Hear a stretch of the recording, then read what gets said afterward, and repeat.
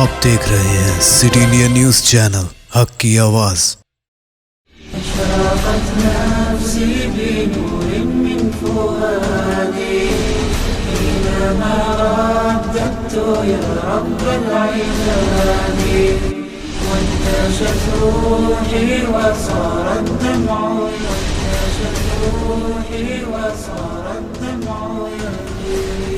अस्सलाम वालेकुम नाज़रीन, मैं आपका मेज़बान हाफिज़ अहमद अकरम अब्बास आप सभी का इस्तकबाल करता हूं आपके अपने मन पसंदीदा प्रोग्राम पैगाम-ए-दीन में। हमारे साथ इस वक्त आज इस प्रोग्राम में मौजूद है शहर हैदराबाद के इलाक़े राजेंद्र नगर के मशहूर और मारूफ़ शख्सियत मौलाना मोहम्मद अब्दुस्सुबहान साहब, ख़तीब Jama Masjid गदाबेक, Rajendra Nagar, golden Heights colony, Hyderabad. सबसे पहले तो हम हज़रत वाला का इस्तकबाल करते हैं। नाज़रीन, जैसा कि आप जानते हैं हमारा ये प्रोग्राम मुख्तलिफ़ मौज़ूआत पर आप हज़रात के बीच रहनुमाई, रहबरी, मुख्तलिफ़ उलमा कराम के बयानात के साथ सवाल और जवाबात की शक्ल में हमेशा आता रहता है। आज हम मौलाना के पास एक अहम मकसद के साथ आए हैं। इस्लाम की जो सबसे बड़ी दूसरी जंग है, जंग उहद, वो इसी शव्वाल के महीने में वाक़ई हुई थी। मौलाना से हम तफसीली गुफ्तगू जंग उहद के बारे में जानने की कोशिश करते हैं कि आखिर जंग उहद में हुआ क्या था, जंग उहद वाक़ई होने की वजह क्या थी, जंग उहद से हम तमाम को क्या सबक लेना है। तो हम वक्त को ज़ाया किए बग़ैर मौलाना का रुख़ करते हैं और मौलाना से जंग उहद के बारे में जानने की कोशिश करते हैं। मौलाना, सबसे पहले तो आपका इस्तकबाल करते हैं कि आपने अपना कीमती वक्त हमें दिया। मौलाना, जैसा कि कहा जाता है शव्वाल का ही वो महीना था जिसमें दूसरी जंग वाक़ई हुई। बस जंग उहद का हमारे जहनों में जब नाम आता है तो हम ये कहते हैं कि ये वही जंग है जिसमें हमको थोड़ी सी परेशानी उठानी पड़ी थी, मगर इस जंग के होने की क्या वजह थी और इस जंग से हमको क्या सबक मिलना, इसकी तारीख़ से हम वाकिफ़ नहीं हैं। तो मैं चाहूँगा कि सबसे पहले आप जंग उहद से पहले के कुछ हालात के, जंग उहद के हालात की थोड़ी सी आप अक्कासी करते हुए फिर हम आगे बढ़ेंगे। बिस्मिल्लाहिर्रहमानिर्रहीम। अल्हम्दुलिल्लाहि नहमदुहु व नस्तईनुहु व नस्तगफिरुहु व नुअमिनु बिही व नतवक्कलु अलैहि व नऊज़ु बिल्लाहि मिन शुरूरि अनफुसिना व मिन सय्यिआति अमालिना मन यहदिहिल्लाहु फला मुदिल्ल लहु व मन युद्लिलहु फला हादिय लहु व नशहदु अन ला इलाहा इल्लल्लाहु वहदहु ला शरीका लहु व नशहदु अन्न सय्यिदना व नबिय्यना व मौलाना मुहम्मदन अब्दुहु व रसूलुहु। अऊज़ु बिल्लाहि मिनश शैतानिर रजीम। बिस्मिल्लाहिर रहमानिर रहीम।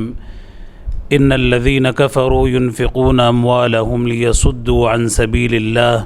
फ़सयुनफ़िक़ूनहा थुम्मा तकूनु अलैहिम हसरतन थुम्मा युग़लबून। सदक़ल्लाहुल अज़ीम। मुअज़्ज़ज़ सामीन कराम व नाज़रीन इज़ाम, जैसा कि हम जानते हैं कि जंग उहद इस्लाम की ये दूसरी बहुत बड़ी जंग थी और जिसके अंदर ख़ुद मेरे और आपके आका जनाब मुहम्मदुर रसूलुल्लाह सल्लल्लाहु अलैहि वसल्लम बनफ्स नफीस इस जंग के अंदर मौजूद थे। जंग उहद और जंग उहद से पहले जो जंग बदर वाक़ई हुई है, जंग बदर के अंदर दुश्मनान इस्लाम को शिकस्त फाश मिली और उसको वो लोग उस पर मातम मनाते रहे और उनके दिलों के अंदर एक बुग़्ज़ और उनके दिलों के अंदर एक आग जलती रही कि हम जंग बदर का बदला लें, जो शिकस्त फाश हुई थी। और फिर उसके बाद जैसे ही इन लोगों के दिलों के अंदर ये आग और भड़कती रही तो उसके नतीजे में जंग उहद वाक़ई हुई। और जंग उहद से पहले के कुछ वाक़यात सीयर की किताबों के अंदर और तारीख़ की किताबों के अंदर लिखे हुए हैं। मदीने मुनव्वरा के अंदर जिस तरीक़े से सहाबा इकराम रिज़वानुल्लाहि ताला अलैहिम अजमईन हिजरत करके मक्के से मदीने मुनव्वरा में आए, तो इससे पहले मदीने मुनव्वरा के अंदर 3 क़बीले और ख़ानदान थे जो यहूदियों के थे और यहूदी भी मदीने मुनव्वरा के अंदर रहते थे। इसी तरीक़े से ये लोग यहूदी जो थे, ये शुरू से ही इनका ये पेशा है और इनकी तिजारत है कि लोग सूदी कारोबार के अंदर बहुत आगे थे اس وقت میں بھی سودی کاروبار کے اندر سود کا لینا دینا یہ بڑے پیمانے پر کرتے تھے، اور اسی طریقے سے سونار کا پیشہ ہے، اور اسی طریقے سے ہتھیار کا بنانا اور لوگوں میں تقسیم کرنا، اور اسی طریقے سے جس طریقے سے آج عالمی حالات ہیں تو اسی طریقے سے پہلے سے بھی یہ حالات چلے آ رہے ہیں کہ دونوں قبائل کے درمیان میں لڑانا، جنگ کے لیے سود پر پیسہ دینا، یہ یہودیوں کا شروع سے ازلی پیشہ ہے۔ یہ آج کا پیشہ نہیں ہے جیسے مغربی ممالک جیسے آج کل کر رہے ہیں، تو ان کا ازلی پیشہ یہی ہے، اس کے اندر یہ ماہر ہیں۔ روایات کے اندر آتا ہے کہ مدینہ منورہ کے اندر اور مدینہ منورہ کی بازار میں ایک مسلمان عورت کچھ غرض اور کچھ اپنے کام سے مدینہ منورہ تشریف لے گئی، اور پھر اس کے بعد کام ہونے کے بعد اس مدینہ منورہ کی جو مسلمان ہماری بہن تھی وہ سونار کے پاس پہنچتی ہے جو سونار کی یہودی تھا، اور پھر اس سے کچھ لین دین ہوئی اور سونا اپنا کچھ وہ بیچنا چاہ رہے تھے۔ جب یہ سونار دیکھا کہ عورت اکیلی ہے تو اس سے ہنسی مذاق شروع کیا، اور یہاں تک کہ اس کا نقاب بھی اس نے الٹ دیا۔ اور دوسری روایت کے اندر آتا ہے کہ یہ عورت بہت ہی احتجاج کی کہ اس طریقے سے نازیبا حرکات نہ کیے جائیں، تو بعض یہودی اس عورت کے کپڑے کو نیچے سے کاٹ کر رسی کچھ باندھ دیے تھے۔ یہ پہلے عورت کو جو ہماری مسلمان بہن تھی اس کو پتہ نہیں تھا، جیسے ہی اٹھ کھڑی ہوئی تو اس کے کپڑے نیچے اتر گئے، اور جیسے ہی کپڑے اترے یا نقاب اترا تو یہ عورت پکارنا اور چلانا شروع کی جو کہ ہماری مسلمان بہن تھی، اور جیسے ہی آواز اور پکار شروع ہوئی صحابہ کرام بھی وہاں پہ جمع ہوئے، اور پھر جب معاملات اس حد تک پہنچے کہ یہودی اور مسلمانوں کے درمیان میں ٹکراؤ ہوا تو بعض صحابہ کرام اس پر ہاتھ اٹھائے اور اس کو وہیں پہ قتل کر دیے، اور پھر اس کے بعد وہ لوگ یہودی بعد میں آئے اور پھر وہ لوگ جمع ہوئے، ایک صحابی کو وہ لوگ بھی وہیں پہ قتل کر دیے۔ یہ تو بات رہی، یہاں تک مدینہ منورہ کے اندر اب آگ تیز پھیلتی گئی، اور پھر اس کے بعد جو مکے کے لوگ جو تھے جو جنگ بدر کے اندر شکست فاش کھا چکے تھے، اب وہ لوگوں کے اندر بھی یہ آگ بھڑکتی رہی، جلتی رہی۔ اب انہوں نے بھی اس موقع کو غنیمت جانا، اور پھر وہاں کے جو مدینہ منورہ کے اندر جو منافقین تھے اور جو یہودی تھے ان لوگوں کو بھی انہوں نے اکسایا کہ ہم لوگ دونوں مل کر جنگ کرتے ہیں اور مسلمانوں کو اس کا بدلہ چکانا پڑے گا۔ بالآخر یہی حالات ہوتے رہے، اور پھر اس کے بعد جنگ احد کے لیے مکہ مکرمہ سے جو مکے میں جو دشمنان اسلام تھے، جو کفار مکہ تھا، انہوں نے بڑی کامیابی کے ساتھ، عیاری کے ساتھ مسلمانوں کے خلاف سازشیں شروع کی اور آپس میں لڑانا بھڑانا شروع کیا، جس کے اندر منافقوں کا جو سردار ہے عبداللہ بن ابی، اس نے بڑا کردار ادا کیا۔ یہ تو بظاہر اللہ کے نبی صلی اللہ علیہ وسلم کے سامنے مسلمان بنا رہا اور اپنے دل کے اندر منافقت چھپائے رہا، صحابہ اکرام کے درمیان میں پھوٹ ڈالنا اور ان مسلمان صحابہ اور اللہ کے نبی صلی اللہ علیہ وسلم کے درمیان میں کدورتیں پیدا کرنے کا کام عبداللہ بن ابی اور دوسرے منافقین جو تھے اچھی طریقے سے انجام دے رہے تھے، اور بالآخر مکے والے اس بات کو پہنچے کہ جو قرآن شریف کی آیت کریمہ میں نے جو سب سے پہلے تلاوت کی، ان الذین کفروا ينفقون اموالهم، وہ لوگ ان الذین کفروا، وہ لوگ جو کفر کیے، وہ لوگ اپنا مال خرچ کرنا چاہتے ہیں تاکہ اللہ کی راہ کو روک سکے، مگر اللہ تعالیٰ آگے فرماتا ہے کہ یہ لوگ جتنا بھی مال خرچ کر لیں، جتنا بھی کر لیں، یہ لوگ ہرگز غالب آنے والے نہیں ہیں، ان کو تو حسرت ہے اور ان کو تو پچھتانا ہی پڑے گا۔ یہ قرآن شریف کی آیت کریمہ ہے۔ اب یہ جنگ بدر کے اندر جو لوگ شکست فاش اٹھا چکے تھے، اس کے بعد یہ لوگ مکہ مکرمہ کے جتنے مالدار تھے ان لوگوں کے پاس گئے اور ان سے کہا کہ بھئی آپ لوگ چندہ دیجئے، آپ لوگ مال جمع کیجئے۔ تو یہاں تک کہ روایت کے اندر آتا ہے 1000 اونٹ سے بھی زیادہ لوگ اس چندے میں، اس مد میں مسلمانوں سے اور صحابہ اکرام سے لڑنے کے لیے وہ لوگ جمع کیے، اور بہت سارا سونا، بہت ساری چیزیں وہ لوگ جمع کیے، اور پورے جمع کرنے کے بعد 3000 کا لشکر لے کر مکہ مکرمہ سے مدینہ منورہ کو روانہ ہونے کے لیے پوری تیاری انہوں نے کی۔ مکہ مکرمہ میں حضرت عباس رضی اللہ تعالیٰ عنہ مکہ مکرمہ میں تھے، اور پورے حالات دیکھتے رہے اور فی الفور انہوں نے اپنے قاصد کو خط لکھ کر اللہ کے نبی صلی اللہ علیہ وسلم کی دربار میں بھیجا کہ مکہ مکرمہ کے لوگ اتنی تیاری کر چکے ہیں اور مدینہ منورہ پر کبھی بھی چڑھائی ہونے والی ہے. اور الحمدللہ وہ قاصد 500 کلومیٹر کا سفر مدینہ منورہ، مکہ مکرمہ سے مدینہ منورہ کا تقریباً 500 کلومیٹر کا سفر ہے، 3 دن کے اندر تیز رفتاری کے ساتھ طے کرتے ہوئے اللہ کے نبی صلی اللہ علیہ وسلم کی خدمت میں حاضر ہوا. اور یہ حضرت عباس رضی اللہ تعالیٰ عنہ کا خط میرے اور آپ کے آقا جناب محمد الرسول اللہ صلی اللہ علیہ وسلم کی خدمت میں پیش کیا. اللہ کے نبی صلی اللہ علیہ وسلم خط کو دیکھتے ہیں اور پڑھتے ہیں، اور پڑھنے کے بعد مکہ مکرمہ کے لوگ جو وہاں پہ کفار مکہ تھے اور ان کی جو تیاریاں تھیں وہ سب کو آپ سمجھ جاتے ہیں اور دیکھ لیتے ہیں. صحابہ کرام سے پھر مشورہ ہوتا ہے. اللہ کے نبی صلی اللہ علیہ وسلم جو قریش کے جو صحابہ تھے، مکہ مکرمہ کے اندر جو انصار صحابہ تھے، مہاجر صحابہ تھے، ان تمام کو بلا کر پھر وہاں پہ اللہ کے نبی صلی اللہ علیہ وسلم مشورہ فرماتے ہیں کہ اب اس کا کیا کیا جائے. تو صحابہ کرام جو جنگ بدر کے اندر جو شرکت نہیں کی تھی، انہوں نے کہا کہ موقع بہت بہتر ہے اور انشاءاللہ المستعان ہم جنگ کے وہ جوہر بتائیں گے کہ دشمن کے دانت کھٹے ہو جائیں گے. پھر تمام صحابہ سے مشاورت ہونے کے بعد، مشورہ ہونے کے بعد اللہ کے نبی صلی اللہ علیہ وسلم صحابہ کو تیاری کا حکم دیتے ہیں. یہ شوال کا مہینہ تھا،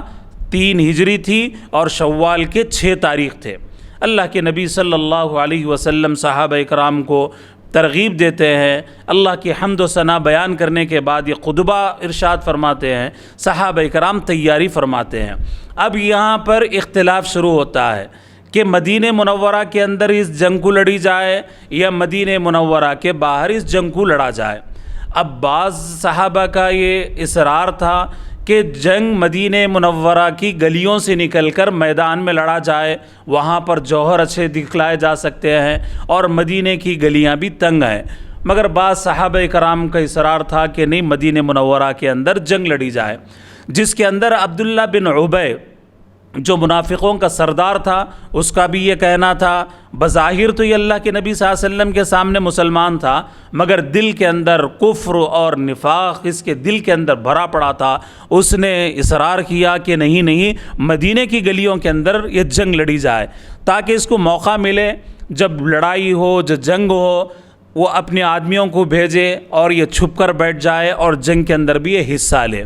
مگر جب اختلافات بڑھتے گئے تو اللہ کے نبی صلی اللہ علیہ وسلم حضرت ابو بکر اور حضرت عمر رضی اللہ تعالی عنہما کے ساتھ اپنے حجر مبارکہ کے اندر تشریف لے گئے. اور پھر اس کے بعد اللہ کے نبی صلی اللہ علیہ وسلم اپنے سر پر عمامہ باندھتے ہیں اور 2 زریں اللہ کے نبی صلی اللہ علیہ وسلم اپنے جسم مبارک پر باندھتے ہوئے اور اپنی تلوار بے نیام لیتے ہوئے حجر مبارکہ سے باہر تشریف لے آتے ہیں. تو تمام صحابہ سمجھ جاتے ہیں کہ اب جنگ کی تیاری مکمل ہو چکی ہے، جو اللہ کے نبی صلی اللہ علیہ وسلم فیصلہ کریں گے اسی کے مطابق اب عمل کیا جائے گا. تو اللہ کے نبی صلی اللہ علیہ وسلم ارشاد فرماتے ہیں جنگ مدینہ منورہ کی گلیوں میں نہیں ہوگی، بلکہ جنگ مدینہ منورہ کے میدان میں جو احد کا پہاڑ ہے وہاں پر اب جنگ ہوگی. احد کا جو پہاڑ ہے اس کے دامن میں لڑی جائے گی.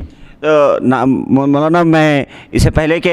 آپ جنگ کے میدان کے مناظر کی عکاسی کریں، میں اب وقت تو چلا ہے، ہمارے ناظرین سے یہ کہنا چاہوں گا کہ ناظرین اب وقت تو چلا ہے آپ حضرات سے ایک چھوٹے سے وقفہ لینے کا. انشاءاللہ وقفے کے بعد آپ حضرات کہیں جائیے گا نہیں، دیکھتے رہیے اپنا من پسندیدہ channel city India T V, حق کی آواز.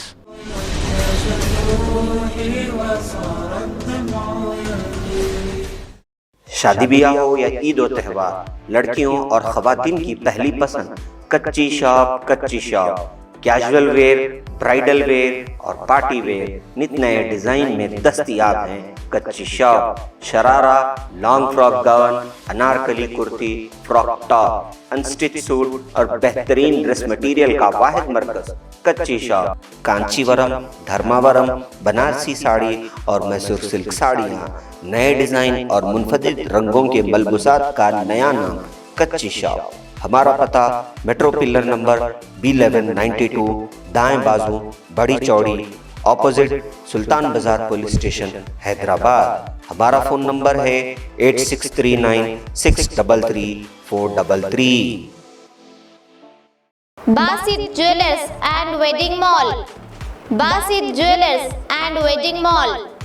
شادی بیاہ ہو یا عید و تہوار، معیاری ہو، نت نئے ڈیزائن کی زیورات کے ساتھ ساتھ رنگ برنگی ڈیزائنر ملبوسات کا واحد مرکز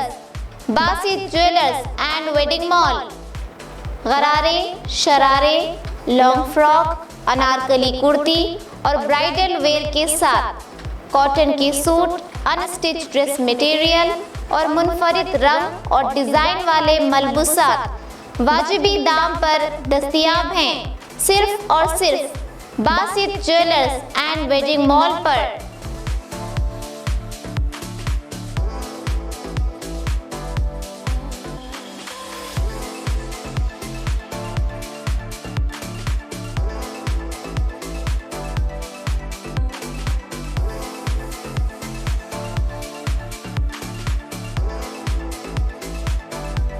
پھر دیر کس بات کی، آج ہی تشریف لائیں۔ Basit jewellers and wedding mall. ہمارا پتہ Basit jewellers and wedding mall,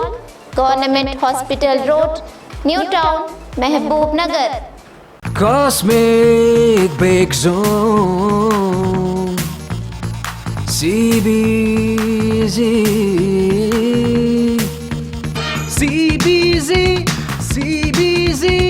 number 1 ہے CBZ۔ کاسمک بیک زون، جو شہر محبوب نگر کی مشہور و معروف بیکری ہے، جو ذائقے کے لیے ہی نہیں بلکہ بچوں کو سرور پہنچانے والے ماحول کے ساتھ بڑوں کے ذائقے کا بھی خاص خیال رکھتی ہے۔ ہماری خصوصیت یہ ہے کہ زباں پر رکھتے ہی گھل جانے والے کیک، کارٹون نما کیک، اسپیشل کیک، ایگ لیس کیک یہاں پر دستیاب ہیں۔ اتنا ہی نہیں بلکہ ذائقہ سے بھرپور پیزا، برگر اور کئی اقسام کے آئس کریم اور خاص بسکٹ اور کئی ہمہ اقسام کی بیکری آئٹم اور شیر مال میٹھے کی روٹی، اصلی گھی اور میوہ جات سے بھرپور ڈرائی فروٹ کے روٹ واجبی دام پر یہاں دستیاب ہے۔ آپ اپنے گھروں کی شادیوں اور دیگر تقریبات کے لیے بھی سویگی کے ذریعے اپنا آرڈر بک کروا سکتے ہیں۔ پھر دیر کیوں، تشریف لائیے۔ کاسمک بیک زون، جو ریاست تلنگانہ کی جانب سے نمبر 1 بیکری ایوارڈ کا خطاب لے چکا ہے۔ ہمارا پتہ ہے کاسمک بیک زون نزد HDFC bank, government hospital road, Mahabubnagar. ایک بار کھانے جو آئے یہاں، بار بار آنے کو چاہے یہاں۔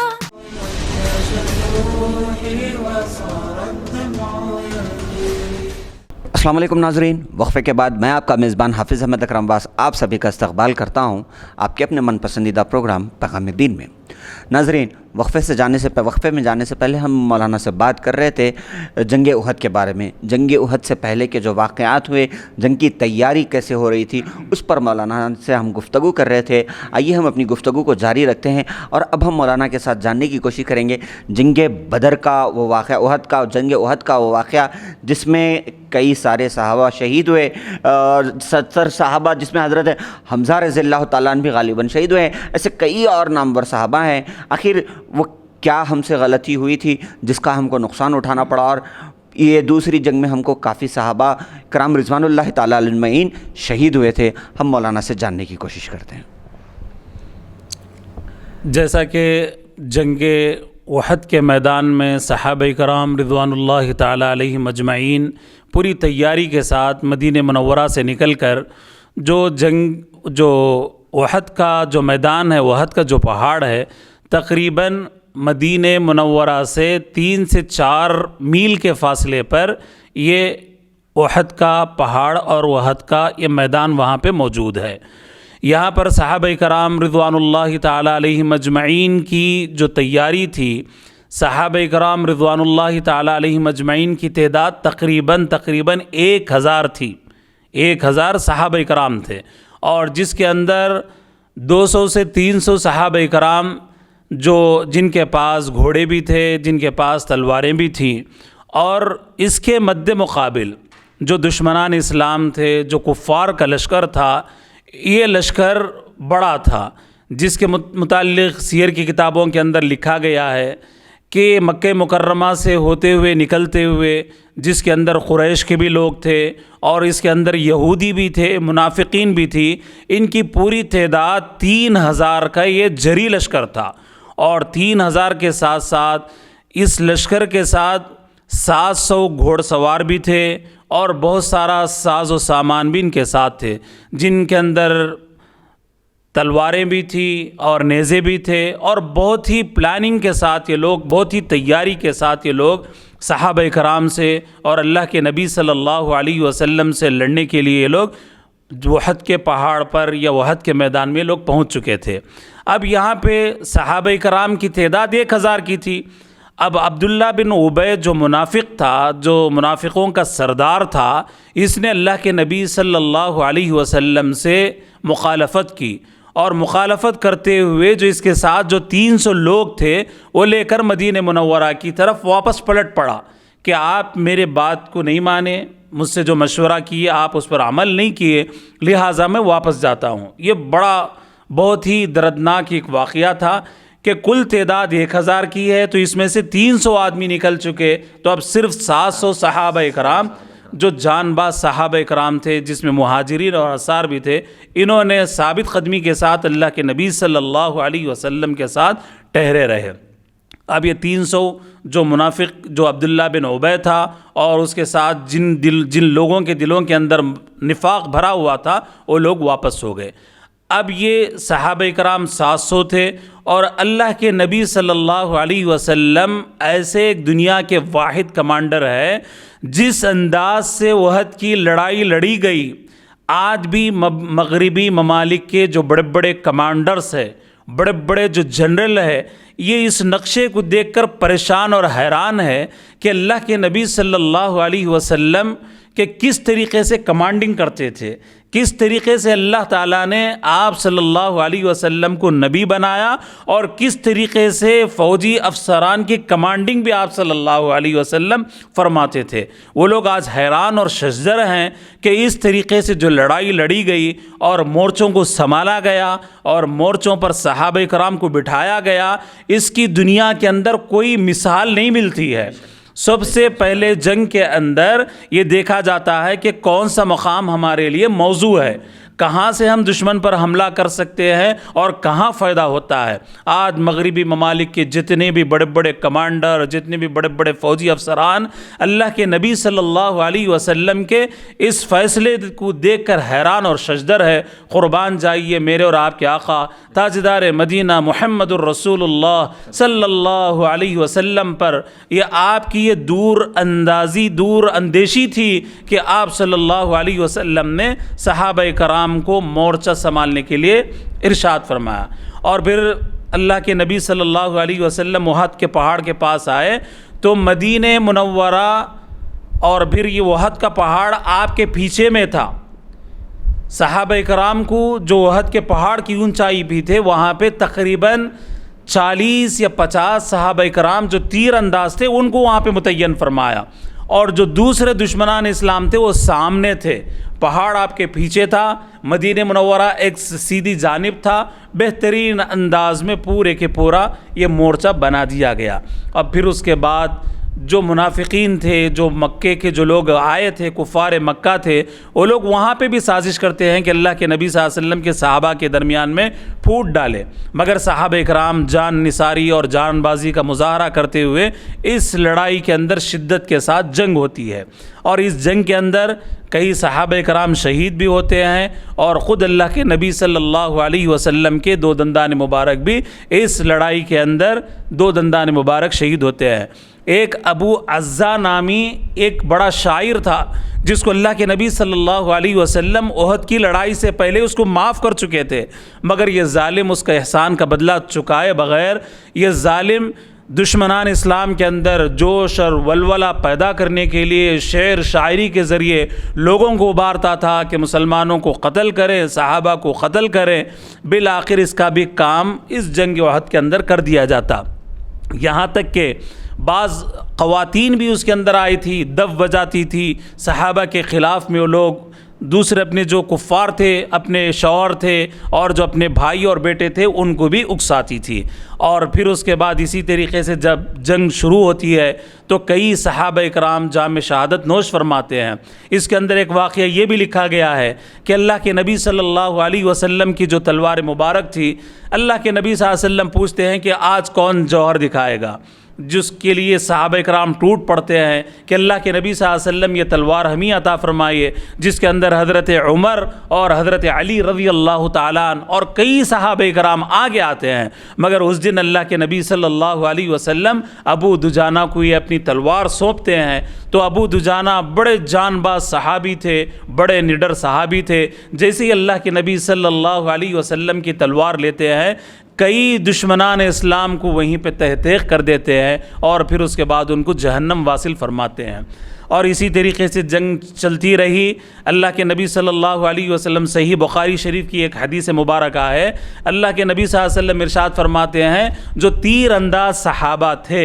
جو احد کے پہاڑ کی بلندی پہ جن کو متعین کیا تھا، جن کے اندر عبداللہ بن جبیر رضی اللہ تعالیٰ عنہ ان کو کمانڈنگ دی گئی تھی، ان کو یہ سونپا گیا تھا کہ آپ کسی بھی حالت میں یہاں سے نہیں ہلنا، تو آپ وہیں ٹھہرے رہے۔ مگر بعض صحابہ کرام نے جب دیکھا کہ دشمنان اسلام کو شکست ہو چکی ہے اور کئی کفار مکہ وہاں پہ مر چکے ہیں اور واصل جہنم ہو چکے ہیں اور صحابہ کرام مال غنیمت اٹھانے لگے ہیں، تو یہ لوگ جو پہاڑ کے اوپر جو تیر انداز تھے، 50 آدمیوں کا جو دستہ تھا، 40 آدمی وہاں سے نیچے اترنا شروع ہوئے،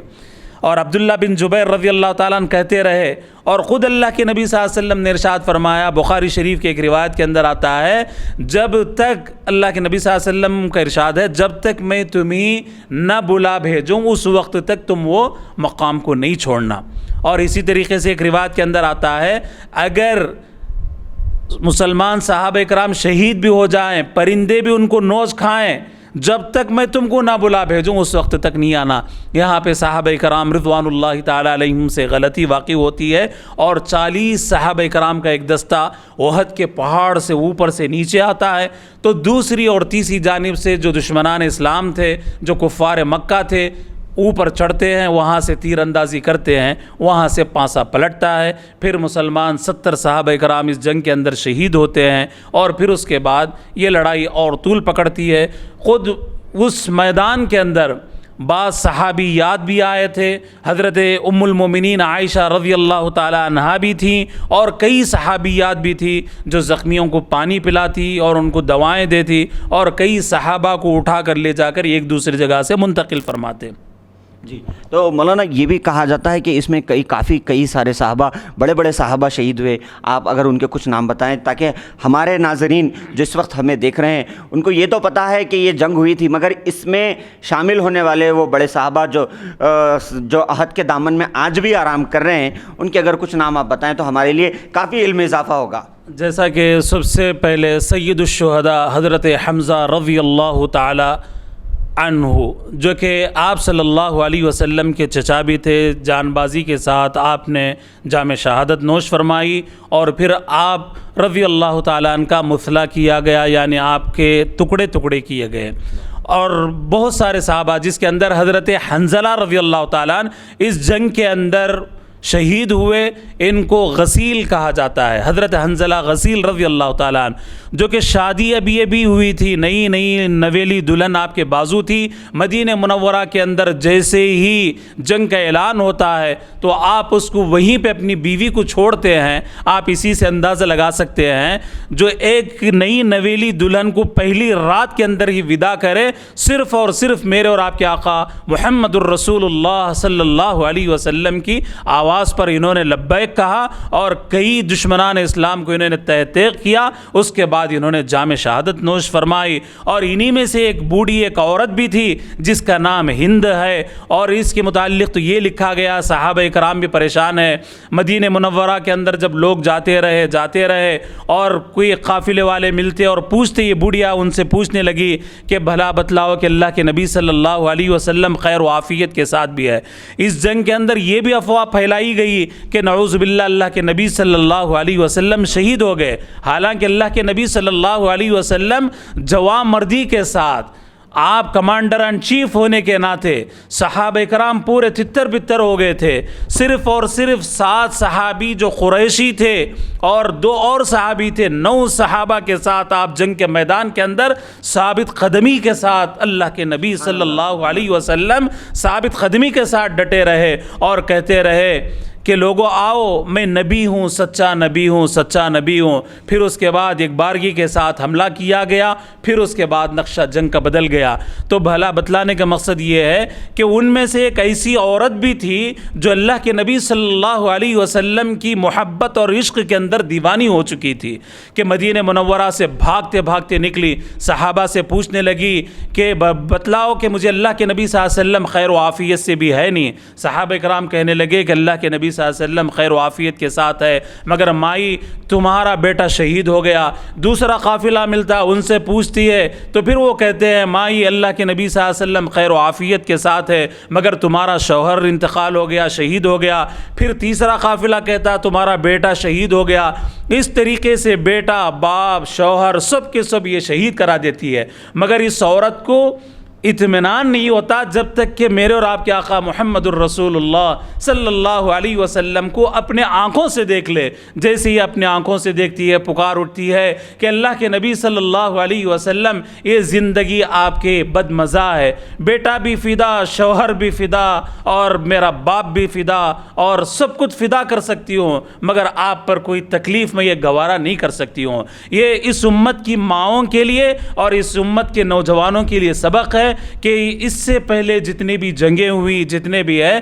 یہ صرف زبان کے اعتبار سے یہ لوگ عمل نہیں کرتے تھے, بلکہ جنگی میدان میں عملی طور پر اللہ کے نبی صلی اللہ علیہ وسلم سے سچی محبت اور سچا عشق جب کبھی ہوتا تو امتحان کے اندر یہ لوگ پورے کے پورے اترتے تھے. کیا ہے وہ عورتیں, کیا ہے وہ بوڑھے, کیا ہے وہ بچے, کیا ہے وہ جوان. مگر آج یہ دیکھا جاتا ہے صرف زبانی دعوے کہ ہمیں عاشق رسول, ہمیں عشق ہو گیا ہے, مگر جیسے ہی عمل کرنے کا موقع آتا ہے, جنگ لڑنا تو دور کی بات ہے, جنگ کے اندر شرکت کرنا تو دور کی بات ہے, معمولی اللہ کے نبی صلی اللہ علیہ وسلم کی سنتیں ہم لوگ پوری نہیں کر سکتے ہیں. اس امت پر افسوس کے سوا اور کچھ نہیں کہا جا سکتا. تو آج ہم اپنے اندر یہ جذبہ پیدا کریں, اللہ کے نبی صلی اللہ علیہ وسلم کے ساتھ عشق اور محبت ہو تو سچی ہو. آپ صلی اللہ علیہ وسلم سے صرف زبانی دعویٰ یہ ہمارے لیے کافی نہیں ہے, نہ ہی جنت میں کافی ہے, نہ ہی آخرت کے لیے کافی ہے. بالکل مولانا, جیسا کہ آپ نے کہا, اور آج کے اس ایپیسوڈ سے ہم یہ پیغام لے کر یہاں سے اٹھیں گے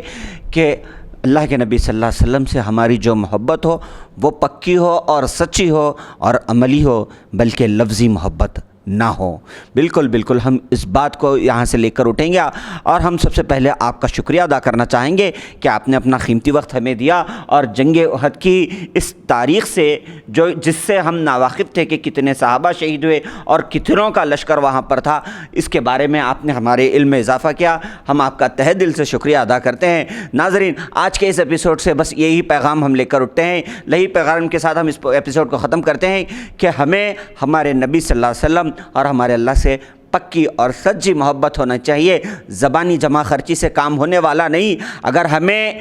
کامیاب ہونا ہے دنیا اور آخرت میں تو عملی محبت کا تقاضا کو ہم کو پر کرنا ہوگا. اب وقت ہو چلا ہے آپ حضرات سے رخصتی کا. میں آپ کا میزبان لیتا ہوں آپ حضرات سے اجازت. مجھے دیجیے اجازت اور دیکھتے رہیے اپنا من پسندیدہ channel city India T V, حق کی آواز. جزاک اللہ خیر. السلام علیکم ورحمۃ اللہ وبرکاتہ. أشرقت نفسي بنور من فؤادي حينما رددت يا رب العباد